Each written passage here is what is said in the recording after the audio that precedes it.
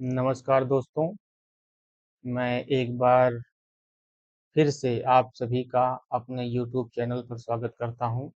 दोस्तों, आज की वीडियो छंद शास्त्र के ऊपर आधारित है, छंद टॉपिक है और यह वीडियो समान रूप से सभी लोगों के लिए उपयोगी है।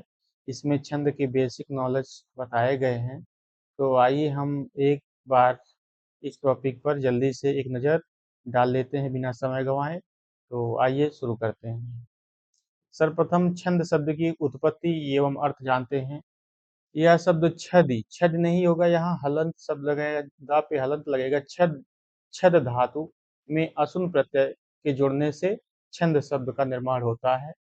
शब्दकोश के अनुसार छंद शब्द के निम्नानुसार अनेक अर्थ ग्रहण किए जाते हैं। छंद के अनेक अर्थ होते हैं। क्या है छंद का पहला अर्थ है? बताया गया है बांधना। छंद क्या करता है? पंक्तियों को बांधने का काम करता है। आच्छादित करना, आच्छादित करने से तात्पर्य है ढकना, कवर करना, प्रसन्न करना। छंद का तीसरा अर्थ है प्रसन्न करना, खुशी प्रदान करना, फुसलाना और आकांक्षा या कामना करना। अक्षर संख्या का परिमाण करना, अक्षर और संख्या का परिमाण करना। तो ये छंद के आपके 6 अर्थ हो गए। छंद शब्द के अर्थ 6 हो गए। छद धातु, दा में हलंत प्रत्यय लगेगा, ई की मात्रा नहीं लगेगी। छद धातु, दा पे हलंत रहेगा। छद धातु में असुन प्रत्यय जुड़ने से छंद शब्द का निर्माण होता है। इसके 6 अर्थ हैं जो कि आप देख रहे हैं। अगला टॉपिक देखते हैं, छंद की परिभाषा। व्याकरण ग्रंथों में छंद की परिभाषा के लिए निम्नलिखित 2 सूत्र प्रतिपादित किए गए हैं। सूत्र: यदक्षर परिमाणः तच्छंदः, यद अक्षर परिमाणः तच्छंदः, अर्थात ऐसी रचना जिसमें अक्षरों की मात्रा का ध्यान रखा जाता है उसे छंद कहते हैं। दूसरा परिभाषा है जातिर्वृत्याख्या मर्यादा छंद, जाति वृत्ति आख्या मर्यादा मात्रा वर्ण नाम छंद है। अर्थात ऐसी रचना जिसमें मात्राओं एवं वर्णों की मर्यादा का पालन किया जाता है उसे छंद कहते हैं। तो ये एक आप छोटी सी परिभाषा, आपकी 2 परिभाषा छंद की हो गई। विशेष तथ्य जानकारी यह है कि संपूर्ण साहित्य जगत में छंद शब्द का सर्वप्रथम उल्लेख हमारे आदि ग्रंथ ऋग्वेद के 10वें मंडल के 90वें सूक्त पुरुष सूक्त में प्राप्त होता है। सबसे पहले छंद शब्द का सर्वप्रथम उल्लेख कहाँ मिलता है? ऋग्वेद के 10वें मंडल के 90वें सूक्त, जो कि पुरुष सूक्त है, में प्राप्त होता है। और जैसे ऋग्वेद का विभाजन 10 मंडल और 1028 सूक्त होते हैं। तो उसमें ये ऋग्वेद के बारे में दिया गया है कि ऋग्वेद में 10 मंडल हैं और 1028 सूक्त हैं ऋग्वेद में। कथन छंद पादौ तु वेदस्य। कथन क्या है? छंदः पादौ तु वेदस्य। इस कथन के अनुसार छंद को वेद पुरुष के पैर के अंग के रूप में स्वीकार किया गया है। वेद को क्या माना गया? पुरुष। और छंद को उसका क्या माना गया? पैर।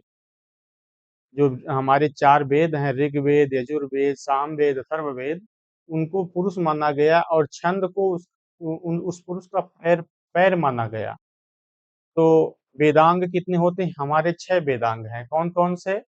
वेदों के अंग हैं 4 प्रमुख वेद, और 4 वेदों के 6 वेदों के अंग हैं व्याकरण, ज्योतिष, छंद, निरुक्त, कल्प और शिक्षा, जिसमें से छंद भी एक अंग है वेद का। व्याकरण को क्या माना गया है? कल्पित अंग क्या माना गया? मुख। और ज्योतिष, ज्योतिष क्या माना गया है? ज्योतिष को आंख माना गया है, ज्योतिष को आंख माना गया है। छंद को पैर माना गया है। निरुक्त, निरुक्त इसको कान माना गया है। कल्प को हाथ माना गया है और शिक्षा को नाक माना गया है। आदि प्रवर्तक एवं परंपरा। छंद की शुरुआत कहाँ से हुई? वैदिक साहित्य के अंतर्गत भगवान ब्रह्मा तथा लौकिक साहित्य के अंतर्गत आचार्य पिंगल छंद शास्त्र के आदि प्रवर्तक माने जाते हैं। ऐसा माना जाता है भगवान ब्रह्मा सर्वप्रथम छंद को उत्पन्न किए और आचार्य पिंगल जो थे उन्होंने छंद को लिखित रूप प्रदान किया। तो आपका मौखिक ज्ञान का क्रम था। भगवान ब्रह्मा ने अपना मौखिक ज्ञान अ,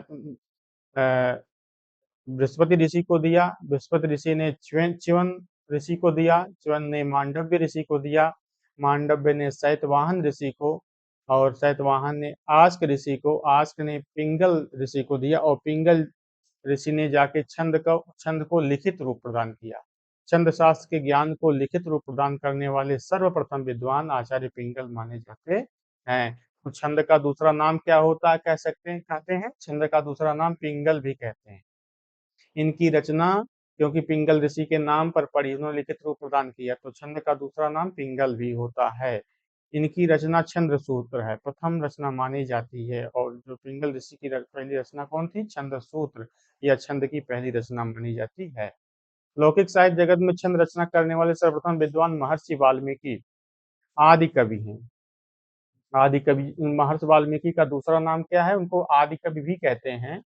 वे छंद लौकिक साहित्य में जो रामायण महाभारत जो संस्कृत में लिखे गए, उनकी मौलिक छंद का पहले रूप देने वाले वेदों के अतिरिक्त जो साहित्य लिखे गए उनको लौकिक साहित्य कहते हैं। तो पहले आदिकवि महर्षि वाल्मीकि थे, उन्होंने अनुष्टुप छंद में पहला लौकिक जगत का सर्वप्रथम अनुष्टुप छंद बोला था। माँ निषाद प्रतिष्ठामः त्वं गमः शाश्वती समाः यत् क्रौंच मिथुनादेकं बधी काम मोहितम।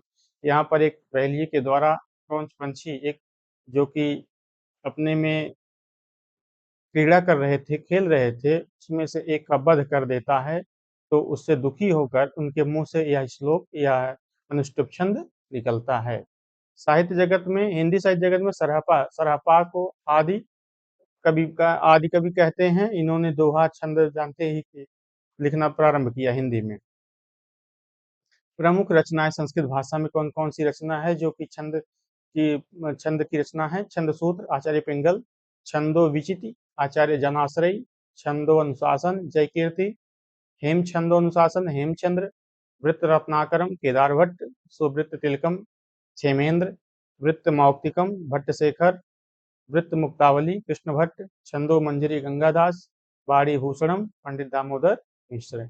और हिंदी की कौन कौन सी छंद की रचनाएं हैं, छंद सार पिंगल आचार्य मतिराम, छंद मंजरी आचार्य पद्माकर, छंद सारावली जगन्नाथ दास भानु, प्राकृत पैंगलम टीका भोला शंकर व्यास, पद्म रचना रामनरेश त्रिपाठी, पिंगल प्रकाश रघुवर दयाल, पिंगल पीयूष परमानंद, मृत संजीवनी टीका हलायुध। छंदों का वर्गीकरण किया गया है वैदिक छंदों में और लौकिक छंद में, दो भागों में बांटा गया है। तो वैदिक छंद के अंतर्गत कौन कौन से छंद होते हैं, चारों वेदों ब्राह्मण ग्रंथों आरण्यक ग्रंथों उपनिषदों में लिखे गए छंद वैदिक छंद कहलाते हैं। वैदिक छंद कौन से कहलाते हैं, चारों वेद में जो लिखे गए हैं, ब्राह्मण ग्रंथ जो लिखे गए हैं, आरण्यक ग्रंथों में जो एवं उपनिषदों में लिखे गए छंद वैदिक छंद कहलाते हैं। ये प्रमुखतः 7 होते हैं। कौन कौन से छंद है, गायत्री छंद 24 वर्ण होता है इसमें, कुशरिक छंद में 28 वर्ण, अनुष्टुप में 32 वर्ण, बृहति में 36 वर्ण, पंक्ति में 40 वर्ण, त्रिष्टुप में 44 वर्ण और जगति में 48 वर्ण। लौकिक छंद दो प्रकार के होते हैं। रामायण महाभारत से लेकर वर्तमान में जो आज तक लिखे जाने वाले सभी ग्रंथों में प्रयुक्त छंद लौकिक छंद कहलाते हैं। लौकिक छंदों का वर्गीकरण, मात्रिक छंद गणना मात्राओं के आधार पर, जैसे चौपाई दोहा रोला, ये क्या है मात्रिक छंद है, इनमें मात्राएं गिनी जाती हैं। वार्णिक छंद या गणना गणना वर्णों या वर्णों की गिनती होती है, गणों के आधार पर होती है, जैसे विलंबित सवैया, ये क्या है वार्णिक छंद है जिनमें वर्णों की गिनती की जाती है। चरणों की समानता के आधार पर 3 प्रकार के छंद होते हैं। सम छंद, सभी चारों वर्णों में समान लक्षण होता है, सभी चारों वर्णों में समान लक्षण सम छंद कहते हैं। अर्ध सम छंद, आधे आधे, प्रायः एक पहला चरण और तीसरा चरण समान होता है और दूसरा और चौथा चरण समान होता है, इसलिए इसका नाम अर्धसम होता है। आधा सम आधा विषम। तो विषम छंद ना तो सभी ना ही आधे सम समान, सभी अलग अलग लक्षण या 4 चरण से अधिक वाले होते हैं, वो विषम छंद कहलाते हैं। साधारण और दंडक छंद, साधारण छंद और दंडक छंद में क्या अंतर होता है, वार्णिक छंदों के अंतर्गत प्रत्येक चरण में 1 से 26 वर्ण वाले छंद होते हैं। साधारण छंद तथा मात्रिक छंदों के अंतर्गत 1 से 32 वर्ण तक छंद साधारण छंद कहलाते हैं। दंडक छंद में क्या होता है, बस संख्या बढ़ जाती है। वर्णिक छंदों के अंतर्गत 26 से अधिक वर्ण और मात्रिक छंदों के अंतर्गत 32 से अधिक वर्ण वाले छंद दंडक छंद कहलाते हैं। बस संख्याएं 1 से 26, यहाँ 26 से अधिक हो गई, यहाँ 1 से 32 तक साधारण होता है, यहाँ 32 से अधिक दंडक छंद हो जाता है। वर्णिक छंदों की जातियां, इनकी जातियां बताई गई हैं। प्रत्येक चरण में वर्णों की संख्या के आधार पर 26 जातियां हैं। उक्ता, अत्युक्ता, मध्या, प्रतिष्ठा, सुप्रतिष्ठा, गायत्री, उसड़िक, अनुष्टुप, बृहति, पंक्ति, त्रिष्टुप, जगति, अतिजगति, ये छंदों की जातियां हैं। वर्णिक छंद 26 जातियां होती हैं। इनका नाम है सक्करी, अतिसक्करी, अष्टि, अत्यष्टि, धृति, अतिधृति, कृति, प्रकृति, आकृति, विकृति, संकृति, उत्कृति, उत्कृति। और छंद से प्रमुख शब्दावलियां, यह इंपॉर्टेंट है। छंद से संबंधित प्रमुख शब्दावलियां यहाँ पर यह इंपॉर्टेंट है। जैसे किसी भी छंद का वाचन करते समय जहां पर विश्राम या विराम लिया जाता है उसे यति कहते हैं। जैसे जेहि विधि हो ही नाथ हित मोरा, करहु सुबेगी दास मैं तोरा। यहाँ जहाँ मोरा आया थोड़ा हमने रुका, यहाँ पर जो मैं रुका तो उसी को यति कहते हैं। गति क्या होता है, छंद का वाचन एक गति के अनुसार करिए, कि नहीं कि एक बार एक पंक्ति कह कर चुप हो जाइए थोड़ी देर तक, तो ना बोलिए, तो गति टूट जाती है या छंद, इसलिए इसका गति का प्रयोग होता है। छंद का वाचन करते समय स्वर में आने वाले उतार चढ़ाव, आरोह अवरोह को गति कहा जाता है। जैसे जय हनुमान ज्ञान गुण सागर, जय कपीस तिन लोक उजागर, तो जो उतार चढ़ाव आता है वह गति कहलाता है। तुक क्या होता है, चरणों के अंत में प्राप्त होने वाली समान स्वर ध्वनि को तुक कहते हैं। जैसे मंगल भवन अमंगल हारी, द्रबहु सुदशरथ अजिर बिहारी। हारी और बिहारी जो शब्द आए हैं वे समान स्वर ध्वनि के हैं और तुक प्रदान कर रहे हैं, इसलिए वो वे इसी को हम तुक कहते हैं। हारी और बिहारी क्या हो जाएगा आपका तुक। पाद या चरण, किसी भी छंद का चौथा भाग पाद या चरण कहलाता है। जैसे कि यहाँ देखिए नीचे दिया गया, ऐसी बाणी बोलिए, यह क्या है, प्रथम चरण है। सेकंड चरण है मन का आपा खोए। तीसरा चरण है औरन को शीतल करे और चौथा चरण है आप हो शीतल होए। तो चरणों के अंत में होने वाली स्वर किसी भी छंद को चतुर्थ चौथा भाग पाद या चरण कहलाता है। सामान्यतः 4 चरण होते हैं, देखिए 1 2 3 और 4 हो गए। दल, यदि 2 चरणों को एक ही पंक्ति में लिख दिया जाता है तो वह संपूर्ण पंक्ति क्या कहलाती है, दल कहलाती है। ये पूरा क्या हो जाएगा आपका, पहले ऊपर की लाइन दल हो जाएगी। मात्रा और मात्रा और मात्रा निर्धारण के नियम बहुत ही मोस्ट इंपॉर्टेंट है, यही छंद की जान है। इसी को आप समझ जाएंगे तो समझिए आप छंद को आ गया। किसी भी स्वर के उच्चारण में लगने वाले समय को मात्रा कहते हैं। मात्रा किसे कहते हैं, किसी भी स्वर के उच्चारण में लगने वाले समय को मात्रा कहते हैं। या 2 प्रकार की होती हैं, लघु मात्रा और गुरु मात्रा। लघु मात्रा का निशान ऐसा होता है, संख्या उसकी 1 होती है। गुरु मात्रा का प्रतीक यश की तरह होता है, संख्या इसकी 2 होती है। नियम क्या है, मात्रा सदैव स्वर वर्ण पर लगती है। मात्राएं कहाँ लगती हैं, हमेशा स्वर वर्ण पर लगती हैं, व्यंजन पर नहीं। हरस्व स्वर आ ई उ री, ये क्या है, लघु है। दीर्घ स्वर कौन कौन से हैं, आ ई उ ए ऐ ओ औ, गुरु वर्ण है। यहाँ पर थोड़ा टेक्निक है, थोड़ा यहाँ पर ध्यान देने की आवश्यकता है। हरस्व स्वर के तुरंत बाद आधा अक्षर, हरस्व स्वर के बाद तुरंत आधा अक्षर, हलंत, संयुक्त अक्षर या विसर्ग हो तो उस स्वर पर भी गुरु मात्रा लगती है। कह रहे हैं अगर हरस्व स्वर है इसके बाद यदि आधा अक्षर आ गया, हलंत आ गया, संयुक्त अक्षर आ गया या विसर्ग आ गया तो उस हरस्व स्वर पर किसकी मात्रा लगेंगी, गुरु की मात्रा लगती है। यह मोस्ट इंपॉर्टेंट यहाँ ध्यान देने योग्य बात है। अपवाद दिया गया, यदि है तुरंत हब्बद हा वर्ण भी हो तो लघु लगती है। हरस्व स्वर पर कह रहे हैं, हरस्व स्वर है यदि और अनुस्वार उसके ऊपर लगा है तो वह गुरु हो जाता है, और हरस्व स्वर पर या चंद्रबिंदु लगी है तो वह लघु ही गिनी जाती है। मतलब चंद्रबिंदु की मात्रा लघु गिनी जाएगी, अनुस्वार की मात्रा जो है गुरु गिनी जाएगी। अंतिम वर्ण को आवश्यकता अनुसार विकल्प से लघु या गुरु माना जा सकता है। उदाहरण दिए देखिए देखिए दिया प्रज्वलित। यहाँ प्र में छोटा आ लगा जुड़ा हुआ है, तो जो संयुक्त यहाँ संयुक्त अक्षर हो गया है डबल जा, तो प्रज्वलित में प्र क्या हो जाएगा आपका, है तो ह्रस्व लेकिन संयुक्त अक्षर पीछे पड़ गया आ गया है, तो यहाँ हो जाएगा गुरु और फिर सब हो जाएंगे लघु। विद्यालय, वी में बड़ी की मात्रा, बड़ी ई है, आ बड़ा आ है, और लय में एक एक मात्रा विद्यालय। दुख, दुख देखिए छोटा की मात्रा लगा लेकिन विसर्ग आ जाने पर भी ये क्या हो गया, गुरु हो गया, और खा तो लघु है ही। तो यहाँ पर ये आपको बहुत ध्यान से समझने की आवश्यकता है। गण क्या होते हैं? छंद शास्त्र में 3 अक्षरों के व्यवस्थित समूह को गण कहा जाता है। छंद शास्त्र में कुछ 8 गण माने जाते हैं। गण निर्धारण के लिए सूत्र दिया गया है, यमाता, यमाता राज भानस लगा। गणों के नाम हैं यगण, गण जोड़ दिया गया है, यगण, मगण, तगण, रगण, जगण, भगण, नगण, सगण, लगण, नहीं लगड़ नहीं सगड़ तक। 3 तिगाड़ा काम बिगाड़ा इसका ट्रिक है। गण सारणी, गण, गण सारणी यहाँ आपको समझाया गया है। यह माता देखिए, यहाँ एक मात्रा माता मतलब बड़ा आ जुड़ा हुआ है तो गुरु हो गया। इसका अन्य नाम क्या है? आदि लघु। आदि मतलब आदि, जैसे हम जानते हैं आदि का विलोम क्या होता है? अंत होता है। आदि का मतलब प्रारंभ, प्रारंभ क्या है? लघु से। इसका प्रारंभ लघु से होता है, इसलिए इसको कहते हैं आदि लघु। जैसे शब्द बनेगा यशोदा, यहाँ यशोदा, यशोदा में कौन सा सूत्र पर है? या माता। गण कौन सा होगा? या गण। फिर आपका है मातारा, मगध में है मातारा, इसको कहते हैं सर्वगुरु। देखिए यहाँ पर सभी पे बड़ा बड़ा बड़ा मगध, इसको कहते हैं सर्वगुरु, मतलब सभी गुरु मात्रा लगी हैं। जैसे माता जी। अब आ गया आपका तगण, तगण को कहते हैं तराज, तराज, तराज, तराज।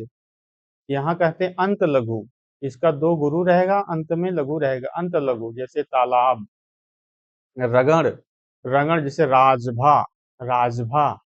मध्य लघु, मध्य में क्या हो जाएगा? मध्य लघु, पहले गुरु लास्ट में गुरु, मध्य लघु। जैसे रागिनी। जगण, जगण का हो गया जभान, जभान में मध्य गुरु, आगे लघु, बीच में गुरु, पीछे लघु, तो ये मध्य गुरु हो गया। जैसे जहाज। भगण जैसे भानस, भानस में आदि गुरु, आदि मतलब प्रारंभ का, पहले का प्रारंभ, बाकी सब लघु, आदि गुरु। जैसे भारत। नगर, नस्ल, सर्व लघु, सभी लघु होते हैं, जैसे नगर। और सलगा, अंत गुरु, पहले लघु होते हैं लास्ट में गुरु होता है। तो ये आपके सूत्र हैं। और आप जब वर्णों की गिनती करेंगे तो 3 वर्णों के एक में मिला के गिनती करेंगे।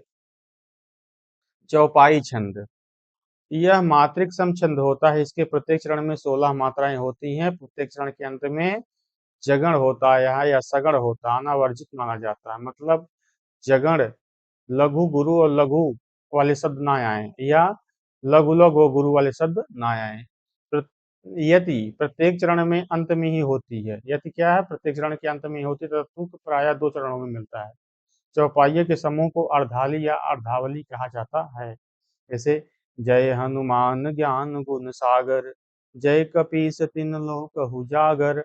आप इस मात्राओं को ध्यान से देख लेंगे तो समझ में आ जाएगा। वीडियो लंबी ना हो इस वजह से जल्दी चलते हैं नेक्स्ट स्लाइड पर।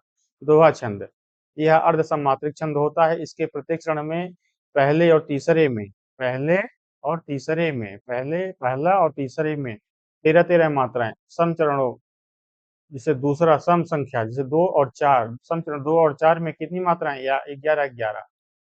कह रहे हैं सब सम चरणों के अंत में एक लघु वर्ण आना आवश्यक है। सम चरणों के अंत में एक लघु वर्ण आना आवश्यक है, लास्ट में लघु वर्ण आना जरूरी है या नियम है। तो सदैव सम चरणों में मिलती है। तो कहाँ मिलेगी? सम चरणों में।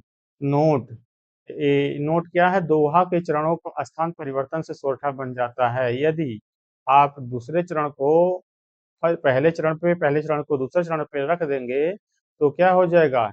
यह सोरठा हो जाएगा। हर गीतिका, यह सब मात्रिक छंद होता है। इसके प्रत्येक चरण में 28 मात्राएं होती हैं। 16 और 12 मात्राओं पर यति होती है। यति मतलब थोड़ा सा जो हम लोग विराम रुकते हैं, उसी को यति कहते हैं। 16 मात्राओं पे थोड़ा विराम देते हैं और 12 मात्रा पर भी विराम देते हैं। 5वीं, 12वीं, 19वीं, 26वीं मात्रा सदैव लघु होती हैं। अंत में एक लघु, एक गुरु का आना आवश्यक है। जैसे श्री रामचंद्र कृपाल भज मन हरण्य भव भय दारुणम, नव कंज लोचन कंज मुख कर, कंज पद कंजारुणम। गीति का छंद यह सब मात्रिक छंद होता है। इसके प्रत्येक चरण में 26-26 मात्राएं होती है। यदि क्रमशः 14 और 12 मात्रा पर होती है। प्रत्येक चरण में एक लघु, एक गुरु आना आवश्यक है। जैसे हे प्रभो आनंद दाता ज्ञान हमको दीजिए, शीघ्र सारे दुर्गुणों को दूर हमसे कीजिए। अगला है रोला छंद। यह भी सममात्रिक छंद होता है। इसके प्रत्येक चरण में 24-24 मात्राएं होती हैं।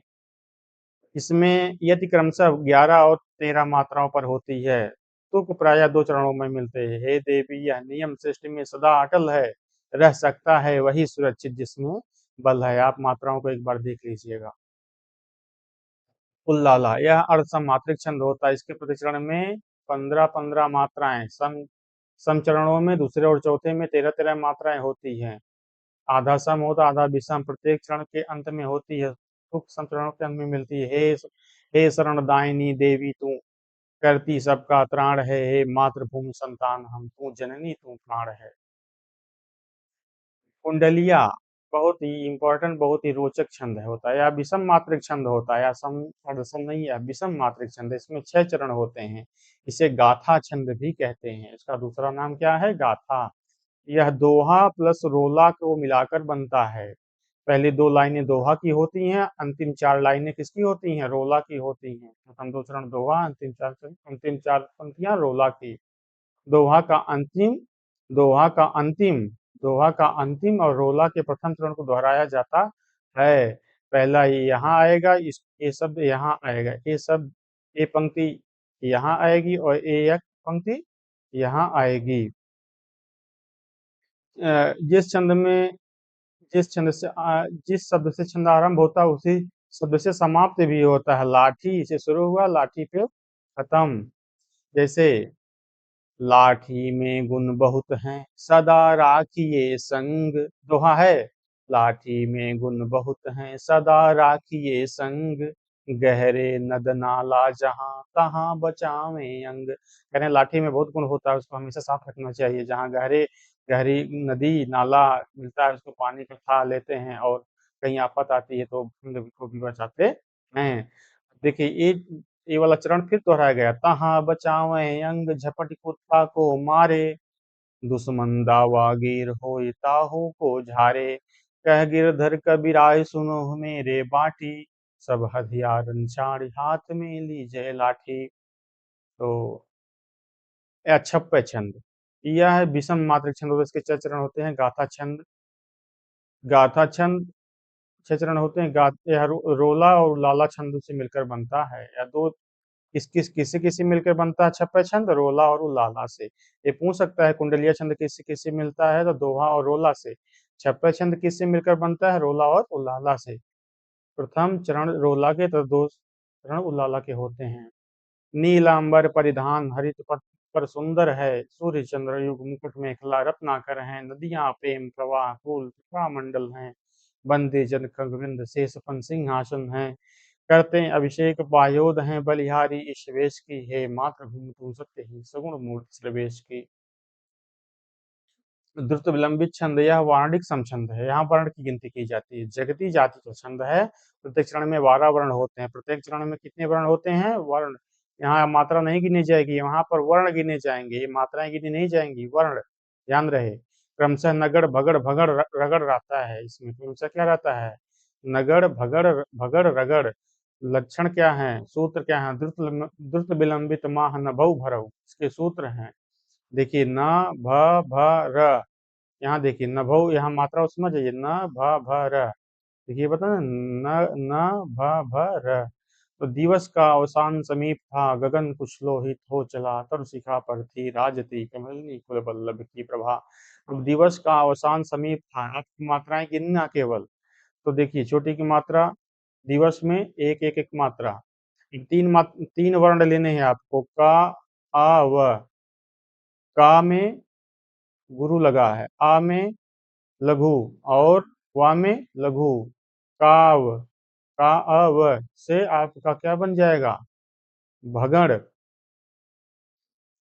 फिर आपका यहाँ तक हो गया, सानस, सा, न, स, तीन तीन वर्ण, मतलब कहने का है आपके तीन तीन तीन वर्ण को जोड़ते जाएंगे। पहले जांच उठाएंगे, फिर उस तीन छोड़ देंगे, फिर तीन लेंगे, फिर तीन लेंगे, फिर तीन लेंगे, तीन तीन का आप क्रम बनाएंगे, तो आपका जो लक्षण, जो छंद होगा, जो परिभाषा में दिया रहेगा, वह आपका मैच कर जाएगा। कवित्त या मनहरण, कवित्त का दूसरा नाम क्या है? मनहरण छंद। यह वार्णिक समछंद दंडक श्रेणी में आता है। प्रत्येक क्षण में कितनी मात्राएं होती हैं? 31 31 क्रमशः। यति जब ठहराव कहाँ कहाँ पर होता है? 16 और 15 वर्णों पर होता है। इस पे मात्रा के नियम लागू नहीं होते, केवल वर्ण गिने जाते हैं। यहाँ केवल वर्ण गिने जाते हैं। दारद्रुम पलना बिछौना नव पल्लव के, सुमन झिंगुला सोहे तन छवि भारी दे, पवन झुलावे की किकीर बतरावे देव, कोकिल हुलावे हुलसावे कर तारी दे। तो दोस्तों, यह है प्रमुख छंदों के कुछ उदाहरण और उनकी परिभाषा था। मुझे यह उम्मीद है कि यह वीडियो आपके लिए बहुत उपयोगी साबित होगी। फिर मिलेंगे अगली वीडियो।